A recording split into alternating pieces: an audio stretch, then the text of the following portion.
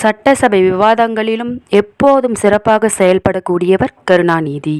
ஒருமுறை தாழ்த்தப்பட்ட மக்களுக்கு கருவறைக்குள் செல்ல உரிமை இல்லையே என்று பேசிக்கொண்டிருந்த கருணாநிதியை பார்த்து, கோயிலுக்கே போகாத கருணாநிதிக்கு இது பற்றி எதற்கு கவலை என்றார் இந்திய தேசிய காங்கிரஸை சேர்ந்த டி.என். அனந்தநாயகி. கொலை செய்தவர்கள் மட்டுமா கோர்ட்டுக்கு போகிறார்கள், வாதாடப்படுபவர்களும் தானே போக வேண்டும் என்றார் கருணாநிதி. 1953 திருப்பத்தூரில் நடந்த கார் விபத்தில்தான் கருணாநிதியின் இடது கண் பார்வை கடுமையாக பாதிக்கப்பட்டது. அடுத்தடுத்த விபத்துகளிலும் அதே கண்ணில் அடிபட்டது. தன் மூளையே தனக்கு டைரி என்பார் கருணாநிதி.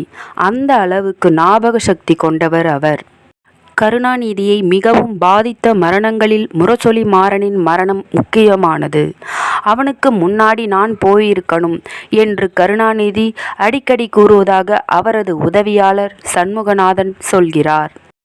பல காலகட்டங்களில் தேசிய அரசியலில் கருணாநிதி செல்வாக்கு செலுத்தியிருந்தாலும் ஒருபோதும் நாடாளுமன்ற தேர்தலில் கருணாநிதி போட்டியிட்டதில்லை.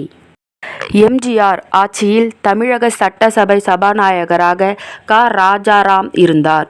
அப்போது ஒரு விவாதத்தின் போது எதிர்க்கட்சியான தி.மு.க. உறுப்பினர்கள் அனைவரும் எழுந்து முழக்கமிடுகின்றனர். கூச்சலை கட்டுப்படுத்த முயற்சிக்கிறார் சபாநாயகர். ஆனால் கூச்சல் குறையவில்லை.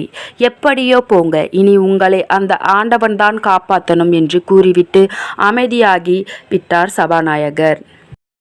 அதன் பின் எழுந்த கருணாநிதி, இவங்களை எல்லாம் ஆண்டவன்தான் காப்பாற்றணும்னு நீங்க சொன்னீங்க, அதான் நான் எல்லோரையும் அமைதிப்படுத்தினேன்.